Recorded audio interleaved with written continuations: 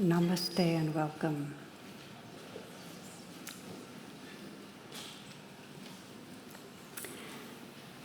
Most of the time before I actually begin speaking, I have an inner reflection that I'll share with you. And it goes something like just sensing us all here together, and I often will say, we are friends. And just kind of reflect on, here we are, and we're friends.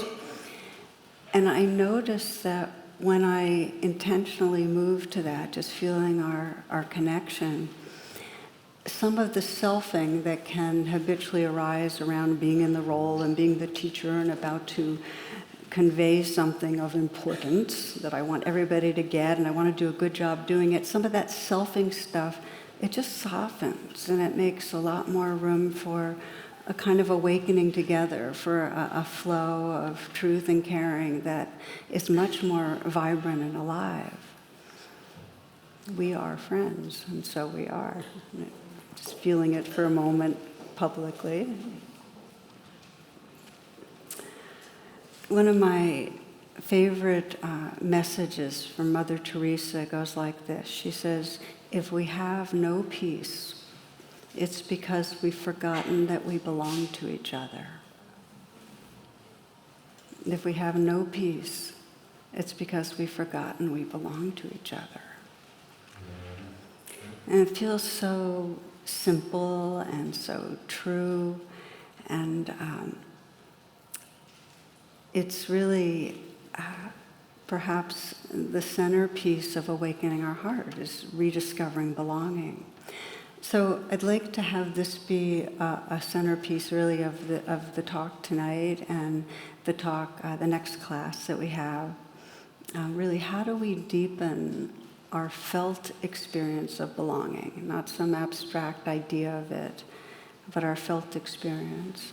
And I'm aware tonight is Yom Kippur, so a deep bow to all those who celebrate the high holidays. And the essence of Yom Kippur has to do with at-one-ment, right? That coming into harmony, into belonging. So it's fitting in that way too. Okay, so a little bit of a map of the talk. What we'll be doing is first looking, as I often do, we'll actually invite each of you to reflect a bit on, well, how do we cut ourselves off? How do we get cut off? How come we don't feel belonging? Because it's more common not to. How do we cut off? And then we'll look at the different pathways of reconnecting. And in a way, you can think of this all as pathways of lovingkindness, of Metta. That's the Pali word for lovingkindness.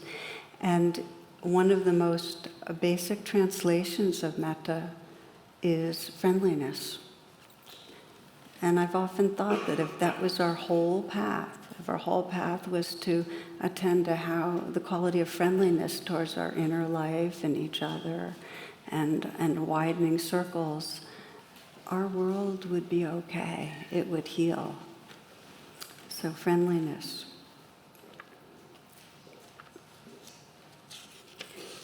We will explore this in widening circles. We'll start with befriending and belonging to our inner life, and then widen it out and widen it out. And you might think of these two classes or talks as really one long metta meditation, because we're going to do a lot of little reflections during this. And if you happen to be listening to this as a podcast and driving, you might re-listen when you're not driving, so you can really attend. So we start with Thomas Merton, who once said this: of what avail is it if we can travel to the moon, if we cannot cross the abyss that separates us from ourselves? Of what avail is it if we can travel to the moon, if we cannot cross the abyss that separates us from ourselves? This is the most important of all journeys, and without it, all of the rest are useless. So this abyss is what arises when we're living in a small and confined sense of a limited self. when our sense of who we are, our identity has shrunken and we're living in beliefs of what's wrong with us and how we're separated from others, that's when there's an abyss. And at those times, we cannot connect to our full aliveness. When we're living in limited stories about ourselves, we cannot feel the vitality and aliveness of our bodies. And we're not open to the whole range and dimension of our heart and our feelings, and our minds are not open to really sense the vastness of this living reality and the mystery of it. We're living in a very small world. That's when there's an abyss. And in a way, what Thomas Merton's talking about, this journey, is really the evolutionary journey of awakening consciousness. That we are moving from a sense of separateness, and if you think of it in terms of the brain, where there's really a kind of dominance of the primitive brain, of the reptilian brain and the limbic system that keeps us in fight, flight, freeze. I'm separate. The world's out there. I need to defend. It's a journey from living in that very confined, kind of distorted reality to a journey of really wholeness, which is expressed by the most recently evolved brain that's a very integrated brain, where the parts talk to each other and there's a synergy and a balancing. So that's the movement that we explore when we do this journey of befriending, of moving from that separateness to that connectedness. And we all have a survival brain. Every one of us is listening right now, right back behind our neck, at the base of our neck, there's this hub of the reptilian brain, and we very often have it take over. We get stressed and it gets more activated. We get really stressed and it's calling the shots, So we all have this reptilian brain. And so the question is, we come into this world and there's a sense of separateness. We get identified as a self is in here and a world's out there, and our brain actually operates to make those distinctions. And we often have that limbic brain in charge, dominating. And what deepens the abyss? How come some of us still manage to find our way back into belonging? And for others, it's really difficult. Well, the first thing to say is it's not our fault if belonging's difficult. We didn't sign on for a culture and caregivers or genetics that cause a harder time with belonging. And those are some of the elements. Genetically, we might have a makeup that makes us more prone to depression or anxiety. It's harder to feel connection. We get more self-oriented and protective. We might have had trauma, which is really the meaning of trauma is severed belonging. We lose our sense of being part of a greater whole. And when that happens, when there's that pain of trauma, our basic coping strategy is to dissociate from the pain. We get cut off. There's an abyss. So this includes all the different kinds of trauma. And for huge groups of people, it's generational trauma. When you think about it, the trauma of slavery, if ever there's such a thing as severed belonging, taking a whole group of people from their home and from their continent and displacing them and then separating them from their own families and enslaving them. It continues on through the generations because all the oppressive and violating mechanisms of slavery carry on through current institutions. So that's a way of creating the abyss. It continues in other forms of societal conditioning that we all are subject to, whether it's the over-consuming and addictiveness of our culture, the dividedness and the violence. We're feeling it so much right now. I know so many are aware of. That creates an abyss, that separation. And then for each of us, if you look into your own family, or if you didn't have a family, whatever your upbringing was, whoever were the key significant players, the sense of belonging comes from healthy attachment. But most of us had either maybe half healthy to not healthy, and it's not our parents' fault, it's that they were creatures of the culture. So what happens? If your parents weren't able to attune to your needs, if they weren't able to see you and sense really who you were, if they weren't able to be nurturing, remember, it's survival not of the fittest, of the nurtured. If they weren't able to be nurturing, if they were suffocating, or if they were driving you, or if they had a lot of criticism, that's less than perfect attachment, which means that we feel some cutoff from belonging. And then what happens? Instead of feeling a sense of belonging to our own bodies and hearts and to each other, we create coping strategies that actually perpetuate the separateness, keep us in that bubble, keep us from belonging. And you can think of your coping strategies in two big piles. And one big pile of coping strategies these are kind of the control strategies, so we can meet our unmet needs, so we can begin to feel safer, are the aversive ones. And those are all the strategies where we pull away from people and push people away and judge others and keep them at a distance. And in some way, it sometimes can be passive-aggressive, or we withhold, but it often is aggressive, judgmental, and bottom line, it's creating a distance.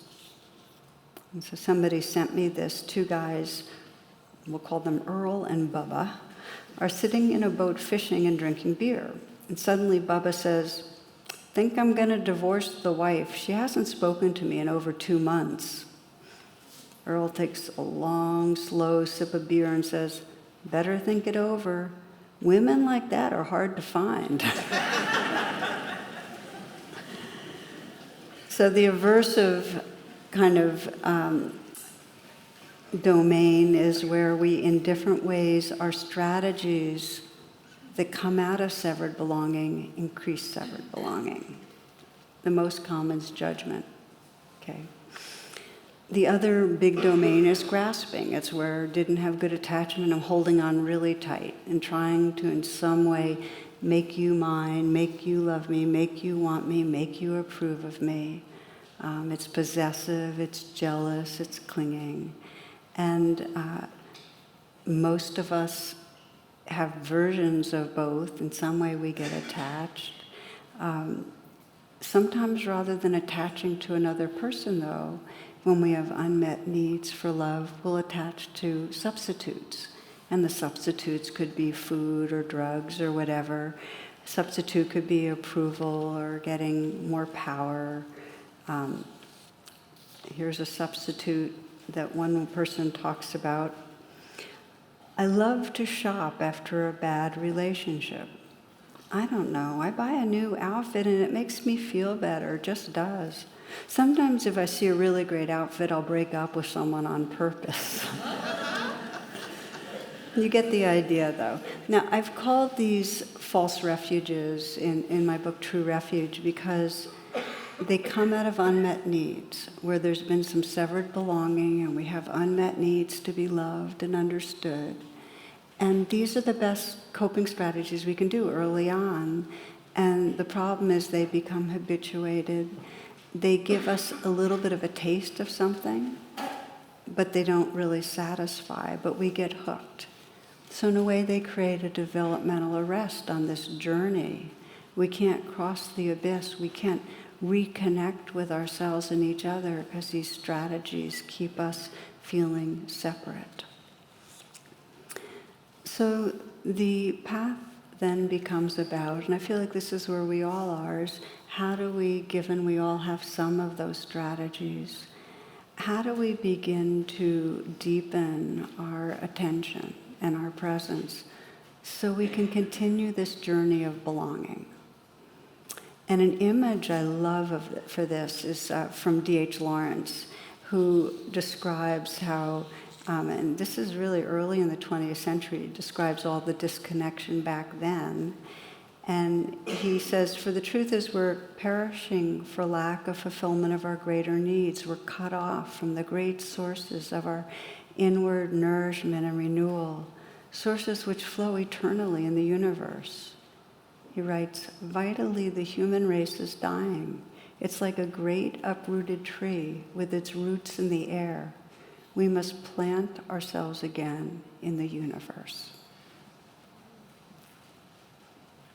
And I think that's a beautiful image of, the roots in the air. It's like we're trying to get something, but it's not. What we really need is to reroot in our bodies, come back home into these living bodies, and reroot and connect with our heart and the places we've pushed away in ourselves.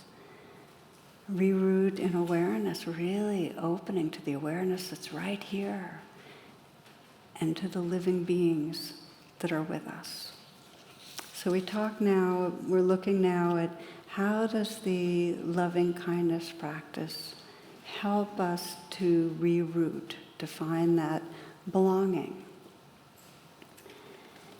And although we're emphasizing the loving kindness practice, you can't talk about loving kindness without talking about mindfulness. Because in order to really hold with care this life, we have to be able to be present and see what's here. So there are two inquiries that help us in deepening belonging that we'll be tracking as we do these different practices. And one is, what's happening here? What's going on right this moment? And if you ask that, just ask that question, what is going on inside me right now?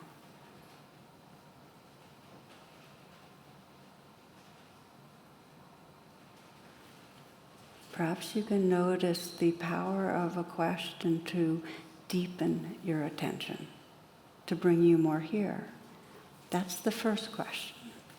What's happening inside me right now? The second question is, and can I be with this with some kindness?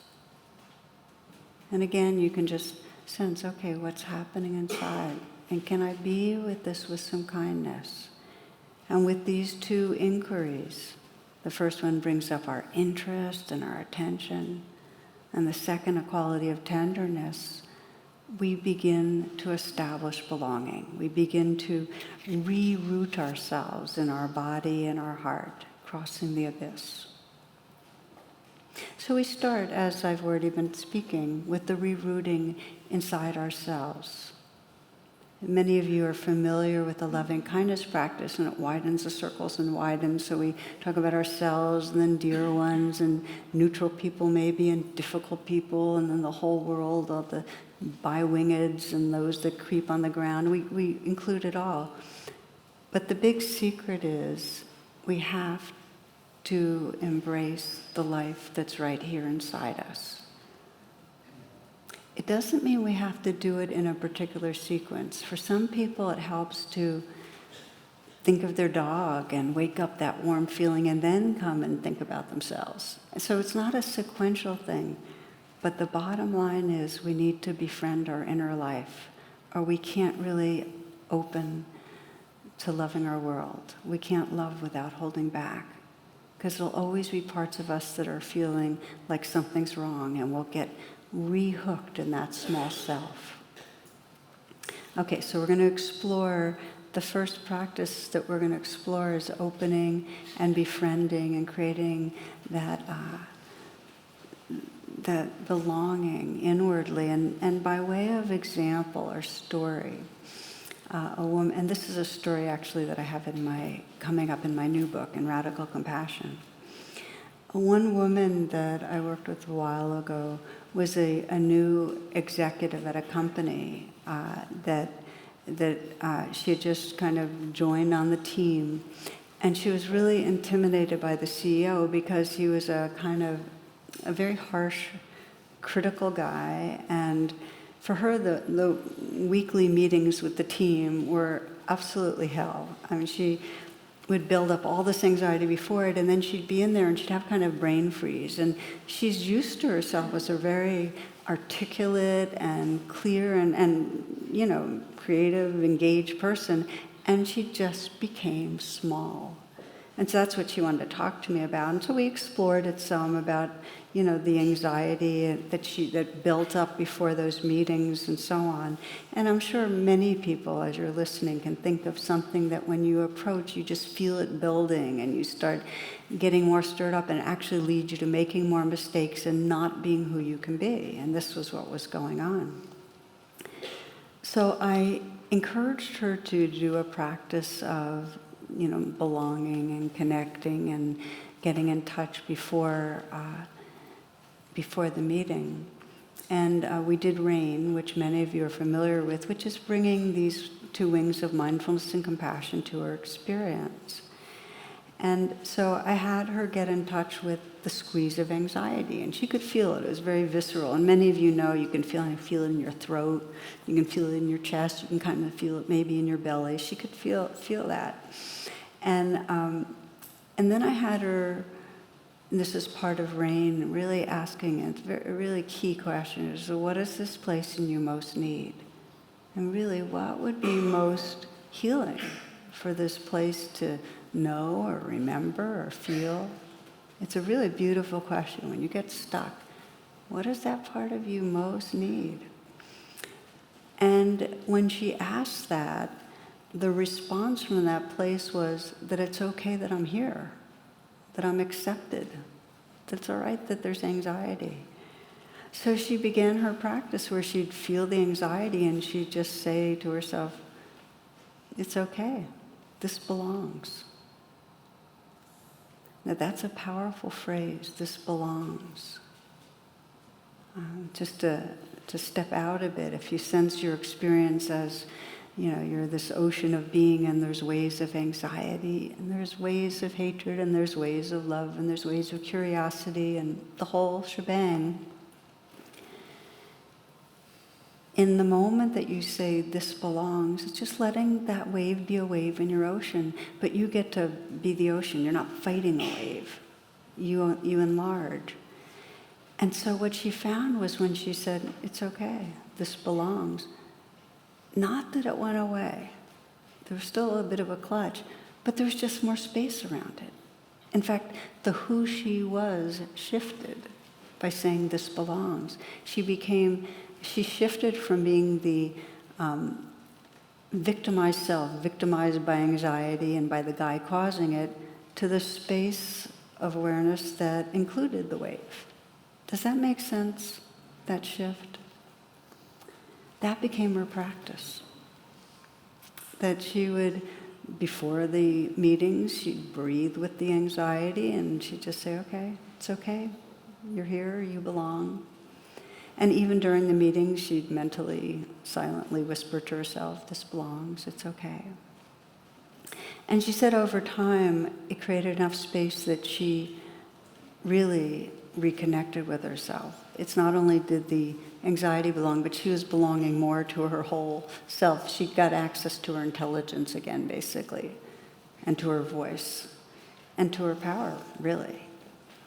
There is empowerment when you let a part of you you've been rejecting belong. So this is the beginning of our Metta practice of befriending, where we include what's been pushed away. And it's a courageous position to take, because we have all sorts of beliefs that it's not okay that it's there.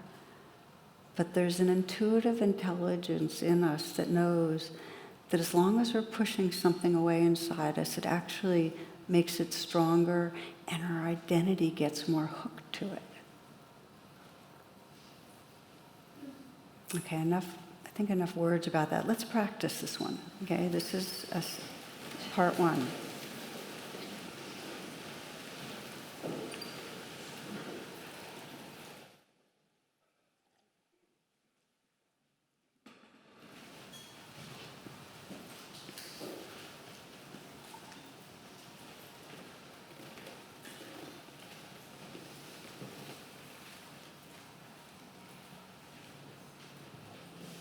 As you close your eyes and come into stillness, you may take a moment to feel your breath and just allow yourself to arrive right in this moment, right here.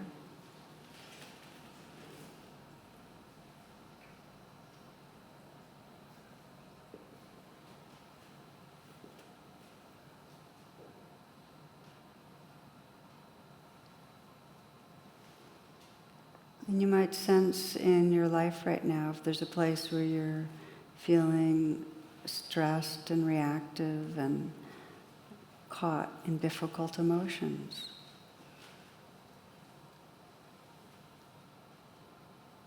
Something's going on where you get more cut off from yourself than usual. It's not going to help to pick something traumatizing, because that'll be overwhelming right now. So picking something that's, on a scale of 1 to 10, 10 being high trauma, something in the 4 to 5 range maybe, where you're stressed, where there's some difficult emotions, where you can sense you're a bit cut off from yourself. You're not belonging to your own full experience. You're in reaction.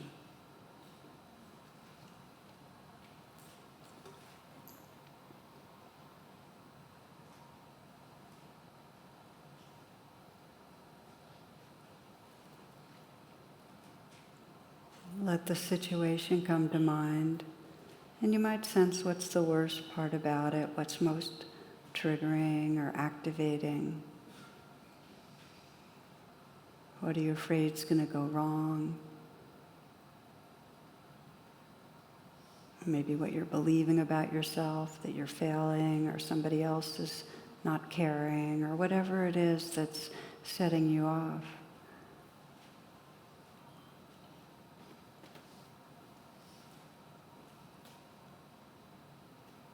And then let yourself go from that story right into your body where you're feeling things. And check your throat and your chest and your belly. And it helps to anchor in your body more, because to belong to our body, sometimes we have to feel our body. You might just put your hand on your heart, or if it helps, on your belly or your throat, but just have some contact here. And let it be kind contact, gentle. And breathing with wherever you feel vulnerability or anger or hurt or fear, or just breathing with it. And remember that first question, so what's really happening inside me? It's really a somatic inquiry. What's it feel like? Where does it feel most squeezed or sore or empty or aching? Where's the feeling the strongest of sadness or anger or hurt? So breathe with it. And sensing what that part most needs. Sensing what that part would need to hear or feel or sense to feel some healing. And begin by letting it belong, letting it know it belongs. It's okay, this belongs. And then any other message or sense of kindness that you want to offer to this place.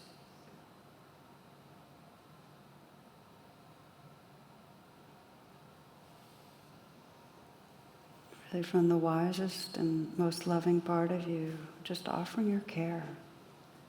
I'm here, I'm not leaving. This belongs. So you become the ocean that's in some way cradling the wave, caring.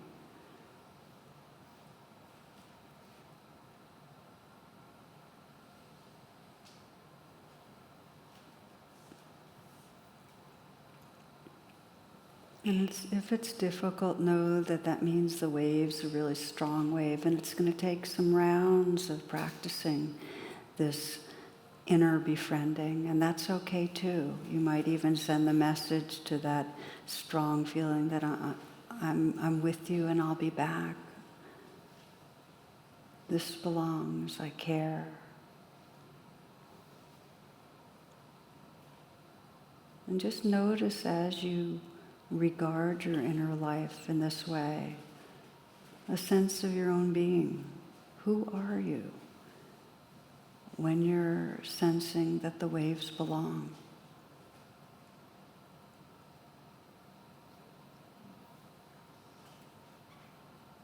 Who are you when there's kindness towards the parts of your being?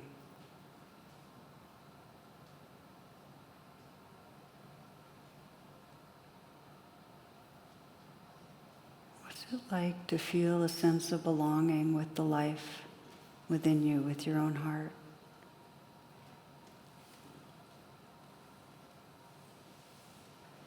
And we begin our loving kindness practice with the inner, just to get that taste of, okay, we start by belonging to the life that's right here, including the life that's here. To begin to get familiar with what that's like.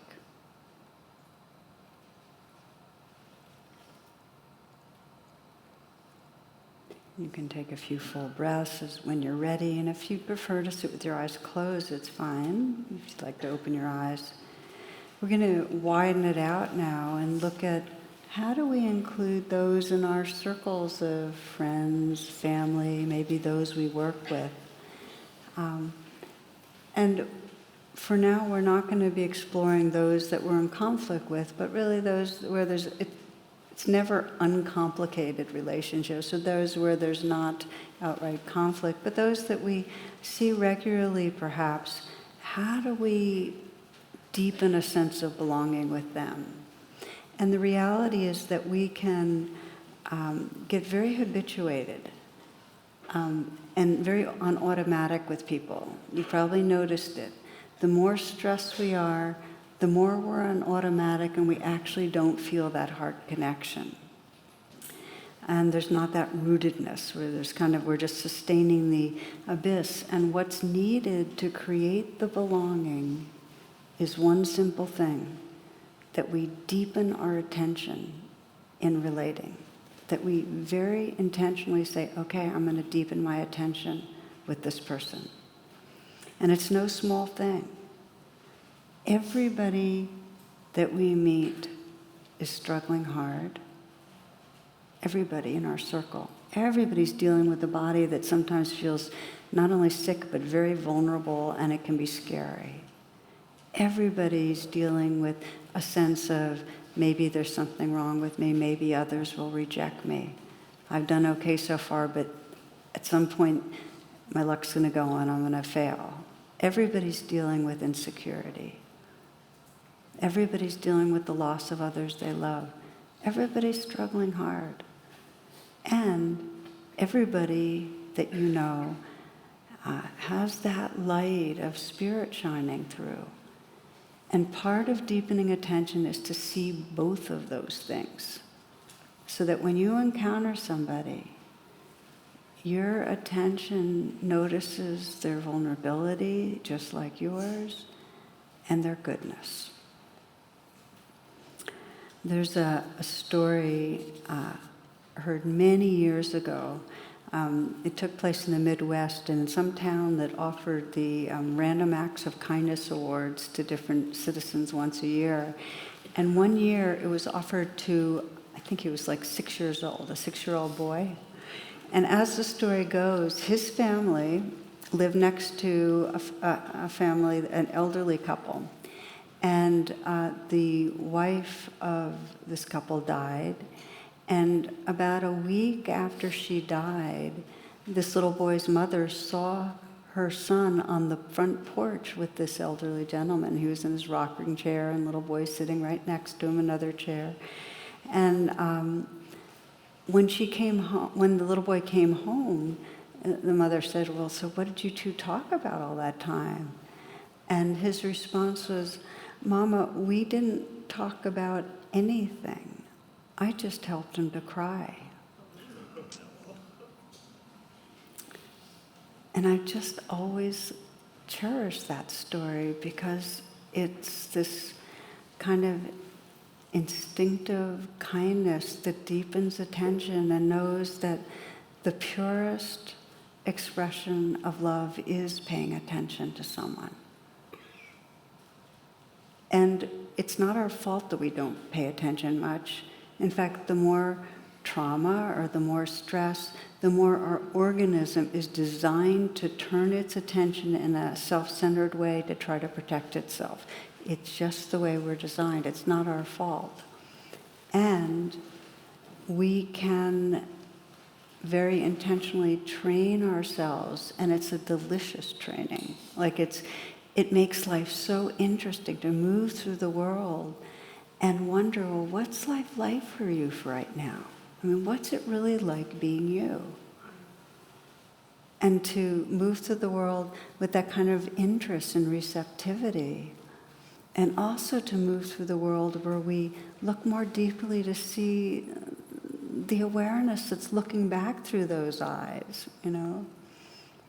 I've sometimes shared that this was a trick I think Jonathan told me about some years ago, of when you're talking to somebody to notice the color of their eyes.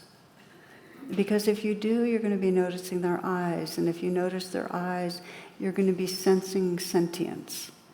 And if you're sensing sentience, you're going to be sensing that behind these separate bodies is a field of awareness that you both belong to. That they're looking, the one that's looking at you is looking from that same place. Yes, there's conditioning that's different, but more of our conditioning is alike than different. So we start paying attention in that way. So let's practice that together.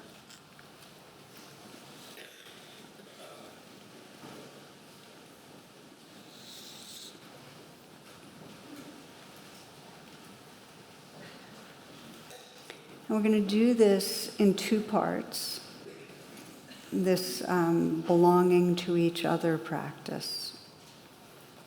And the first few moments, allow yourself to arrive again. The more you come back into your body, like relax your shoulders, soften your hands, let the chest be open. And soften your belly so the breath can be nice and full.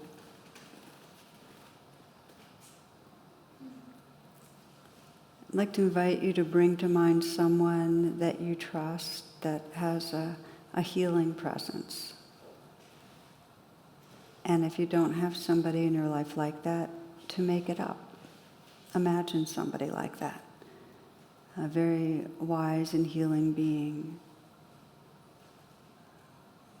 that's trustworthy, that's accepting.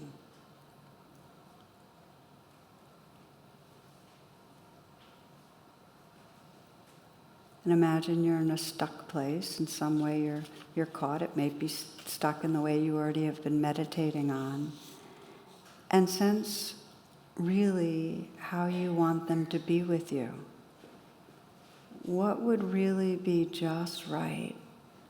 What would most, in your fantasy, in your imagination, most comfort and heal?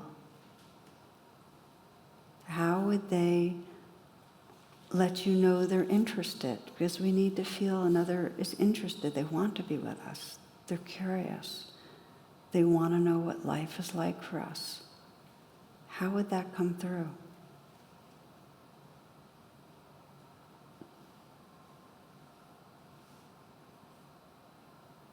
Imagine that being's interest, and imagine the kind of presence they offer, what kind of words or gestures or touch.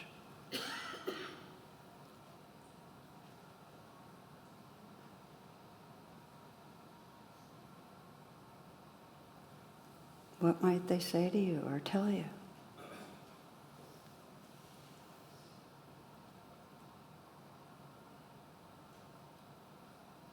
And what do you most want them to see about your goodness? What do you want them to get about you?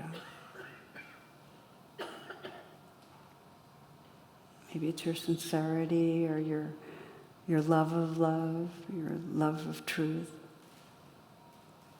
Just imagine them getting it, understanding, seeing you. And just sense the belonging, the sweetness and depth and peace of belonging that comes when another being cares and comforts and appreciates your goodness.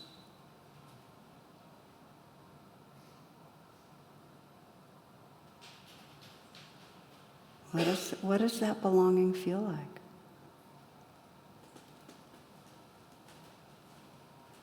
This is the field of loving kindness, the crossing of the abyss.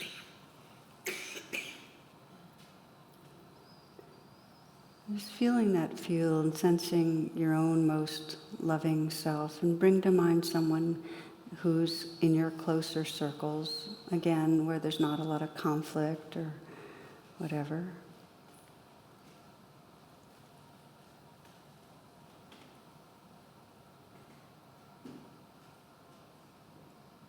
And take some time now. This is your time to really deepen your attention with this person.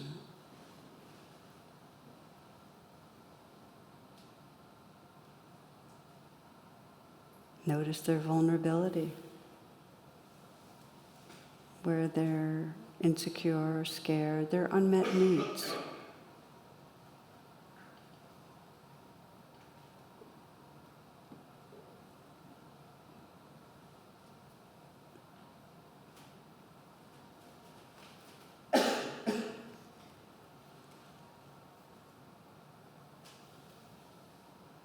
Sense in some way offering comfort or care, whether it's energetically or with words,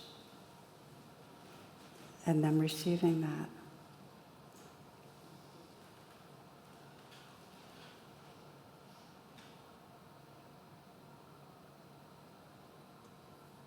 And see their goodness.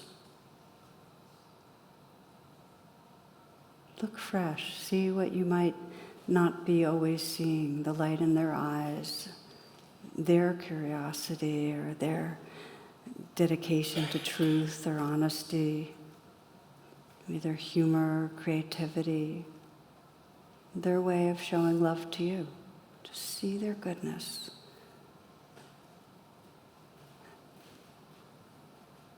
Perhaps behind that spirit, that light that really lives through them. And imagine letting them know in some way of their goodness.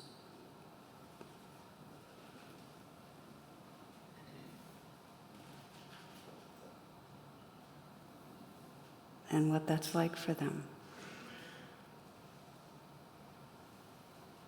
And sense who you are. Sense who you are when you are seeing another and offering your care. Sense the quality of belonging.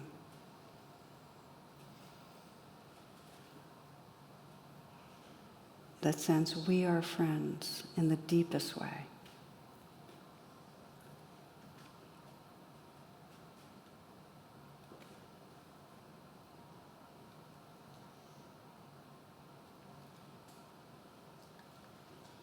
And taking a few full deep breaths.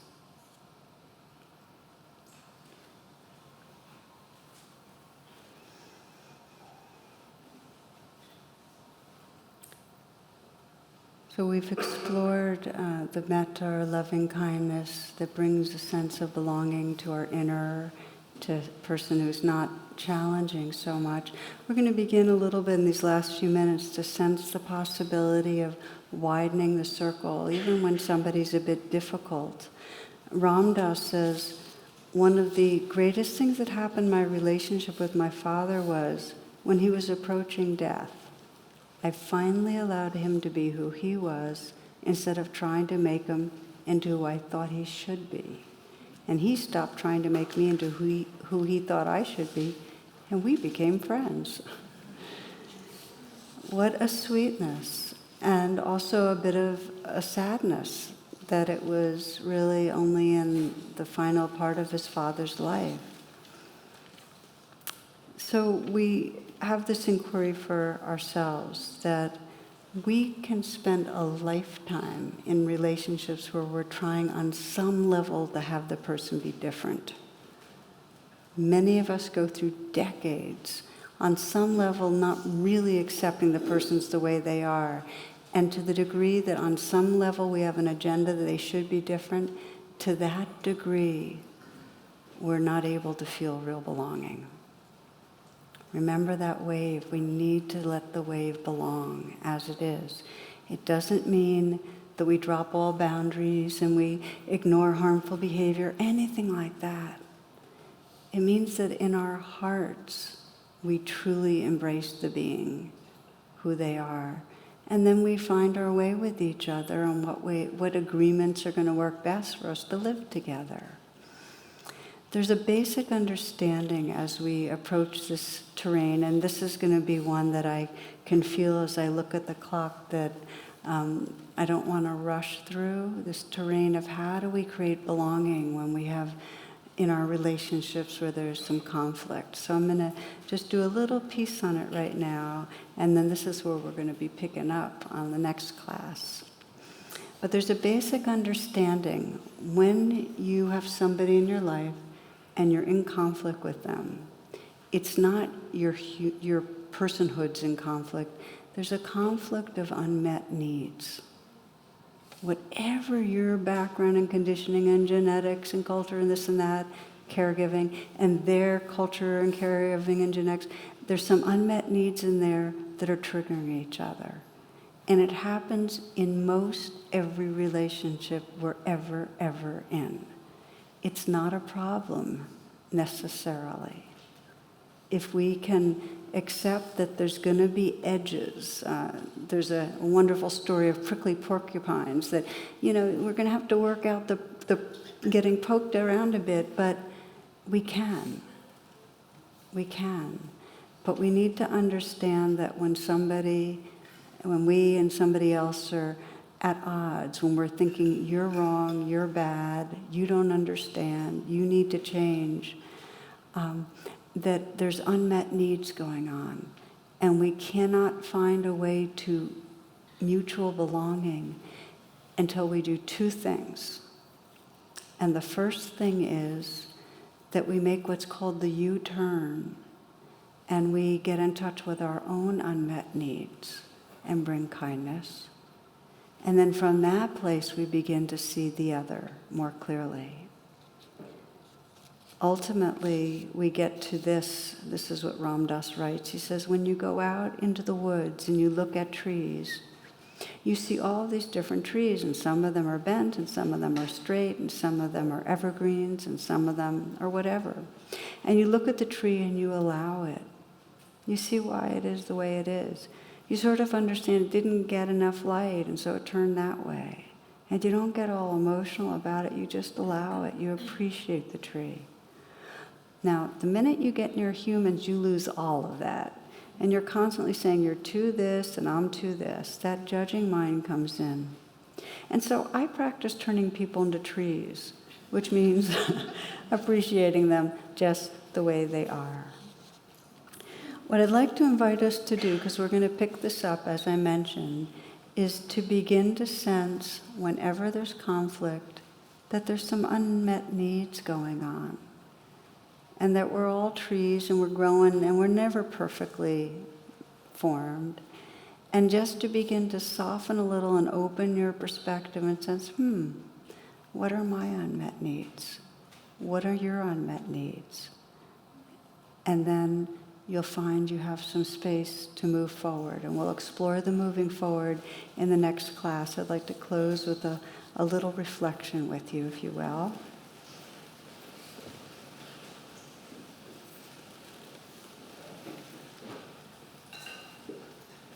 And we begin this with a very brief verse from the writer Andrea Shah. A certain Bektashi dervish, that's a Sufi, was respected for his virtue and his honesty and clarity. And when anyone asked him how he became so holy, he always answered, I know what is in the Quran. One day he had just given this reply to an inquirer in a coffee house when the newcomer asked, "Okay, what is in the Quran?" "In the Quran," said the Bektashi, "there are 2 pressed flowers and a letter from my friend Abdullah."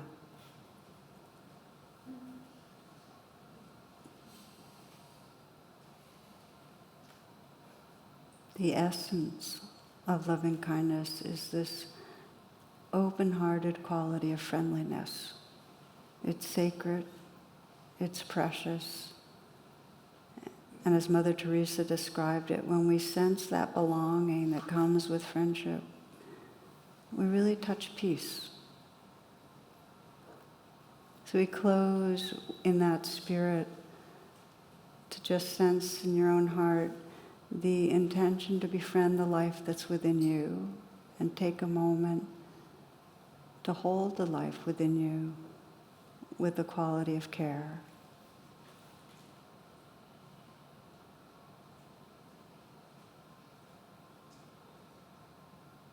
Feel in your own words your prayer to befriend this life, to love yourself into healing.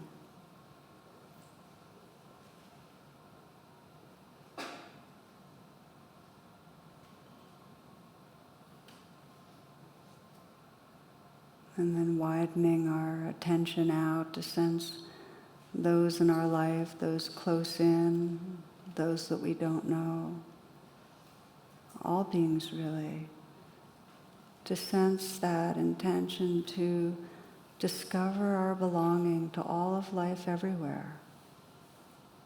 And in that discovery to know the joy and peace and freedom of being awake and alive.